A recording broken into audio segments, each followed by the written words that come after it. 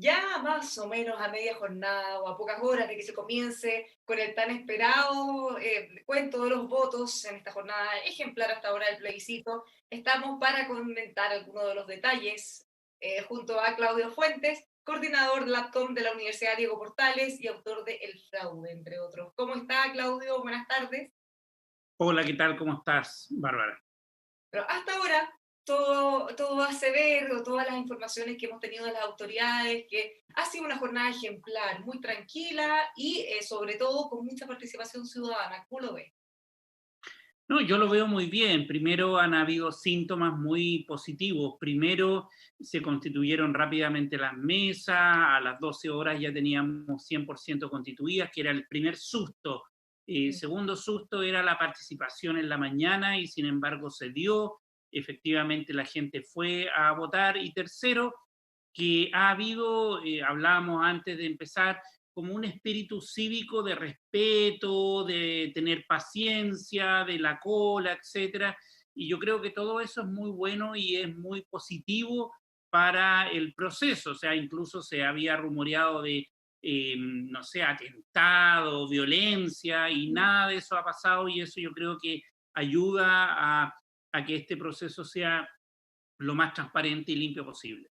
Bueno, ha sido llamativo esto que usted menciona respecto al ambiente, porque en los días previos, semanas previos, salvo la franja y por supuesto las actividades medio no se sentía en el ambiente ese, como decíamos, el ambiente electoral que sí se está sintiendo hoy. Uno mira las redes sociales, los comentarios, mucha gente subiendo fotos, no del voto, pero sí acudiendo a las urnas, cosa que se echaba de menos. Totalmente, yo creo que eso también habla de la distorsión que podrían generar algunos espacios, como por ejemplo las redes sociales. Nosotros en un proyecto en Plataforma Contexto lo que hemos hecho es seguir las redes sociales, y tú ahí ves un submundo muy polarizado, muy de enfrentamiento, y sin embargo en la calle parece ser que hay otra respuesta. Otro estudio nosotros que hicimos con Subjetiva lo que mostraba era una sensación de esperanza, de ganas de que se busque un espacio nuevo, etcétera, de democracia. Y por lo tanto yo creo que ese es como el clima que hoy día está reinando en Chile, y yo creo que eso es muy positivo para la señal política y social que se da, es muy positiva para el país. Ahora, incluso más que si va a ganar apruebo o rechazo, pareciera que hay mucha más duda respecto a la participación. ¿Cuánta gente va a participar en este proceso? ¿Qué va a pasar con los adultos mayores? Y en ese respecto, desde el CERVEL nos han informado hace unos instantes que podríamos alcanzar una participación histórica en los últimos 8 años, considerando la cantidad de gente que está acudiendo a los colegios a votar. Sí, mira, el gran tema acá es que en las elecciones en general, presidenciales, si tomamos eso como marco de referencia, hay un histórico cifra de los 7 millones, desde el año 90 hasta ahora, con algunos cambios de inclusión de más jóvenes, pero muy poquito. Hay un grupo duro así de 7 millones de electores, y como han aumentado la cantidad de electores, eso obviamente afecta, y la tasa hoy día está en alrededor del 49%.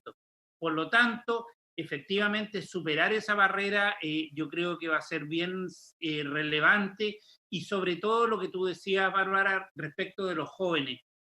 Dado que producto de la pandemia eventualmente gente adulta mayor está más inhibida de participar, eventualmente lo que puede pasar es que el segmento etario más joven dé vuelta el proceso y efectivamente se genere más participación, aunque todavía no podemos dar cifras de cuánta participación. Por lo menos las cifras así como que uno escucha de los vocales, de los apoderados. Hoy día, ahora, por ejemplo, en varias mesas a mí me han dicho que están más o menos en la mitad del total de esa mesa, de 300, más o menos está cerca de la mitad. Y eso es un buen síntoma, creo yo, para lo que puede pasar en las próximas horas. O sea, ojalá tengamos la mayor cantidad de gente votando independiente del resultado. Eso, por supuesto, que le da mucha fuerza a este proceso. ¿Para qué otras cosas deberíamos fijarnos? Además, por supuesto, de apruebo o rechazo, qué tipo de convención, ya lo mencionábamos, la participación. pero podemos hacer mucho más doble clic respecto, por ejemplo, qué comuna se votó más o no, qué cosas van a estar mirando en vistas de todo lo que va a venir después de esto. Además, tenemos muchas elecciones en un calendario bien nutrido. Totalmente, mira, lo primero es lo que tú estabas insinuando al final. El factor socioeconómico ha sido muy relevante, sobre todo en urbano, en espacio urbano, donde la población de estratos socioeconómicos bajos tiende a votar menos que la de estratos socioeconómicos altos. En Vitacura, 60%, Puente Alto, 20%, La Pintana, 20 y tanto por ciento. Entonces, ese dato va a ser muy relevante para saber si se logró romper esta inercia que hay, sobre todo en estratos socioeconómicos bajos, y si eso es una señal eventualmente política y social respecto del interés de los sectores socioeconómicos más bajos de colocarse y pensar que a ellos les interese este tema constitucional que siempre es visto como algo de las élites. Y por lo tanto, ese va a ser un dato relevante. Lo segundo son las regiones. Obviamente, la participación en regiones siempre tiene oscilaciones y por lo tanto ahí también hay que mirar cómo se comportan las distintas regiones en relación a otros segmentos. Y después está edad y género, que son relevantes, pero eso lo vamos a saber como 6 meses después. El CERVEL hace una entrega en donde ya te puedes discriminar por la edad del votante y eventualmente el sexo, y eso yo creo que también podría ser interesante para ver qué está pasando con la sociedad chilena respecto del comportamiento electoral. Ahora, respecto a eso y respecto a cómo enfrentar las próximas elecciones, si es que llegara a ganar el apruebo, va a haber una elección de los constituyentes, junto con alcaldes y otros, se viene mucho. ¿Puede servir en algo toda esta información, por lo menos para ver cómo armar sus listas, cómo, o qué tipo de candidatos deberían presentar, o todavía eso no tiene mucha relación? No, yo creo que no tiene mucha relación en qué sentido. En que hoy día estamos en una situación donde parte de la derecha llamó a votar apruebo, por lo tanto, la apropiación del apruebo no puede ser de la oposición solamente, o sea, y menos además, tú no vas a poder discriminar si ese apruebo es de derecha, de centro, de izquierda, o sea, este voto no lo puedes relacionar directamente con un segmento político particular y por lo tanto sacar cuentas alegres que, no sé, en Temuco o en la región de la Araucanía haya ganado el apruebo por 60%, no te va a decir mucho respecto de la tendencia política, porque en la Araucanía históricamente hay un voto de derecha. Entonces, yo creo que hacer ese tipo de inferencia es muy prematuro y yo creo que se equivocaría. Lo que sí es lo que tú hablabas al principio, es que si se da una participación alta, la señal social hacia al segmento político va a ser, queremos una nueva constitución, queremos esta institucionalidad en términos de ir a votar y participar y por lo tanto es una señal política importante para los actores políticos de tomarse en serio este tema de la constitución. Ahora, aún así, se ha especulado mucho con lo que podría pasar en comunas como Las Condes, por ejemplo, considerando que en general ahí sí hay un sector muy marcado que es una amplia mayoría, y si es que la prueba tuviera un porcentaje alto o bajo, bueno, podría de alguna manera influir en la elección municipal. Por lo menos en el papel, no sé si necesariamente en los votos, en la discusión sí. Claro, no, mira, hay comunas particulares donde sí se puede hacer ese análisis. ¿Por qué? Porque ahí para la oposición la única opción posible es aglutinarse para poder conquistar esa comuna, por ejemplo.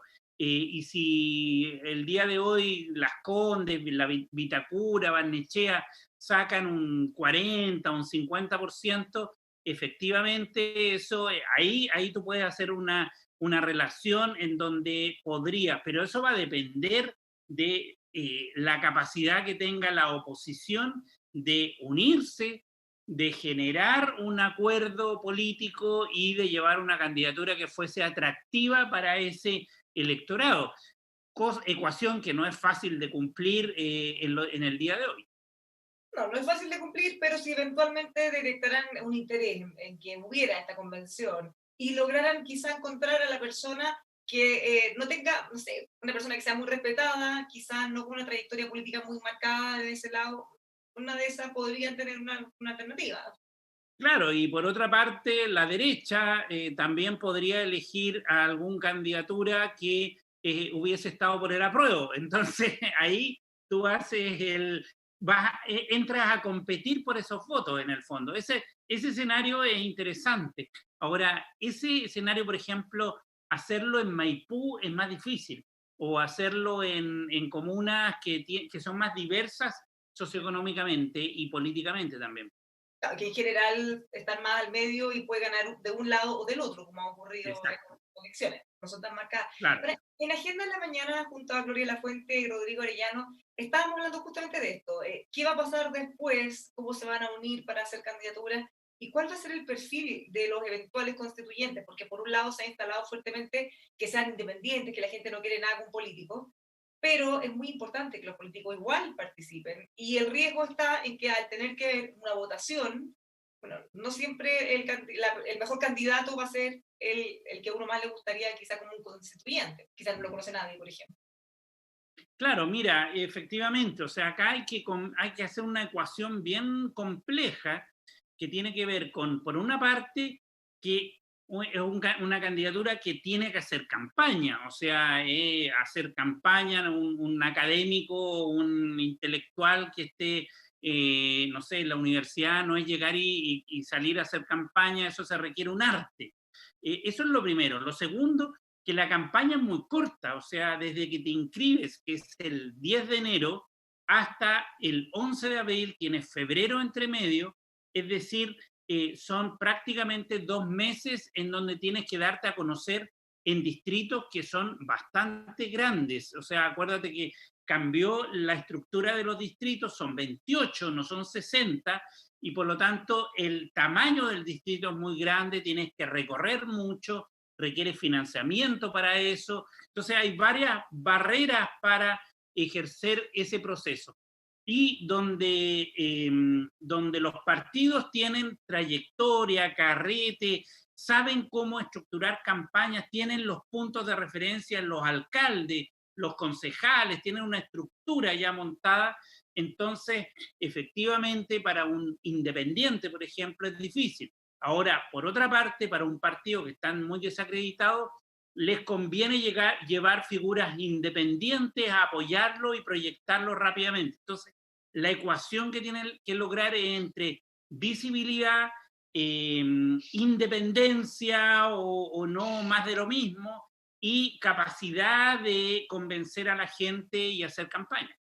Sí, sí, en realidad el punto que genera preocupación en algunos tiene que ver con que cuáles van a ser los incentivos de los mismos partidos, porque obviamente tienen que, por mucho que tengan candidatos, personas que puedan ser buenísimos y hacer un tremendo aporte en una eventual convención, claro, tiene que estar dispuesto a hacer campaña y además no lo conoce nadie, entonces pueden verse la disyuntiva entre elegir a alguien conocido, no necesariamente en política, alguien famoso por cualquier otra razón, en medio de estas personas que a muchos nos gustaría que participaran. Obviamente, yo creo que ahí está el dilema en términos de uno que sea conocido y que rápidamente atraiga votos. Ahora, se puede resolver de cierto punto porque, como tú decías, la elección del 11 de abril combina gobernador, alcalde y concejal. Entonces, lo que tú vas a hacer es como armar PAC, en donde tú dices, vote por esta lista. Entonces, si a gobernador acá lleva, no sé, Claudio Rego, que está de candidato, entonces tú armas una lista y la presentas como un conjunto. Esa es una posible estrategia para resolver el tema de que no conoces al candidato o candidata. Y lo otro, lo segundo, respecto de la lealtad de ese independiente. Si es que un partido dice, voy a llevar muchos independientes, algunos partidos han anunciado eso. Después es la lealtad que ese independiente tiene con el partido para seguir la misma línea de lo que propone el partido desde el punto de vista de qué constitución quiere, porque esa es la otra tema. Entonces tiene que haber una relación de confianza. No puede ser cualquier independiente que después se vaya por los palos y haga lo que quiera. Porque ese es el riesgo muchas veces con personas que sean famosas, no necesariamente por temas Claro, relacionados. Claro, probablemente un académico o alguien que lleva toda su vida estudiando sobre un tema no se la va a dejar influenciar, entonces el partido lo va a no, elegir asumiendo quién es y qué piensa, porque obvio, pero claro. desde antes. Pero una persona que no le conocemos ninguna trayectoria o que no tiene vinculación con esos temas, es mucho más difícil. Ahora, esta es la Claro, razón entonces, del partido, de izquierda, derecha, centro, de todos lados. efectivamente. Entonces acá es una combinación virtuosa entre conocimiento, independencia y cierta lealtad con algunos principios básicos para ir a defender en la convención. ¿Por qué? Porque después cuando entre la convención hay una lógica en la convención que es lo de los 2/3, en donde tú vas a requerir cierto nivel de acuerdo, o sea, si no, no va a pasar nada y por lo tanto vas a tener que estar dispuesto a transar, a aceptar ciertas cosas y eso hay alguna gente que no está disponible para eso. Entonces, es ese el criterio, entre otros, que tienen que manejar las tiendas políticas y también los independientes, ciertamente. ¿Qué podríamos esperar que pase esta noche? Ya se ha comunicado por parte del CERVEL que entre 9:15, 9:30 podríamos tener resultados ya por lo menos más o menos definitivos. Va a ser un conteo muy rápido de los votos. ¿Qué va a pasar? ¿Qué se espera que hagan los partidos, el mismo gobierno también?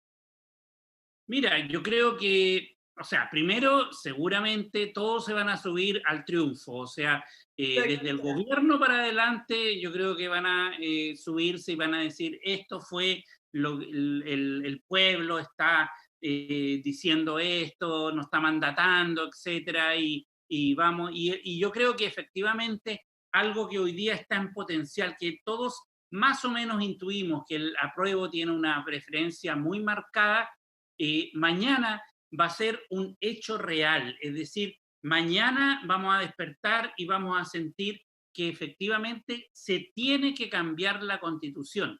Y ese mandato desata otro proceso, el proceso de quiénes van a hacerlo y qué contenido. Esa va a ser la discusión a partir de mañana y por lo tanto que ya ha estado anticipada.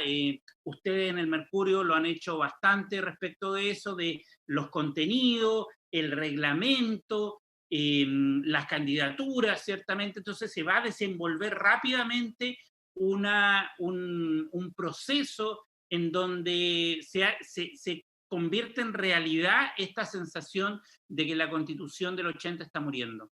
Pero nosotros justamente hemos hecho un esfuerzo por ir profundizando en todos los temas, más allá de que empezara o no el proceso, bueno, van a haber cambios que se van a producir igual. Y mientras más discusión, más conversación se pueda hacer, por supuesto que va a ser mejor. Claro, no, efectivamente, o sea, esa es la discusión que viene, la discusión de contenido, de candidatura, de las reglas del juego, del reglamento, de los niveles de participación ciudadana, por ejemplo. Yo creo que eso va a ser muy relevante si participa mucha gente hoy día, es cómo después en el proceso tú garantizas que exista espacios para que la ciudadanía pueda manifestar sus opiniones y ese elemento va a ser muy central para darle más legitimidad a un proceso más allá de ir a votar 3 veces en este proceso. Finalmente, y esa es una pregunta que vamos a hacer probablemente todo el día, ¿podría este proceso, a su juicio, descomprimir un poco la tensión, la polarización que se estaba viviendo? Ya como lo decía, pase lo que pase, probablemente mañana vamos a estar todos en un mismo carro, independiente de lo que pensábamos o cómo votamos hoy. Sí, yo creo que, o sea, primero, transitoriamente sí ayuda a descomprimir, ayuda y genera una ruta respecto del cambio y la transformación de ciertas estructuras básicas que tenemos como sociedad.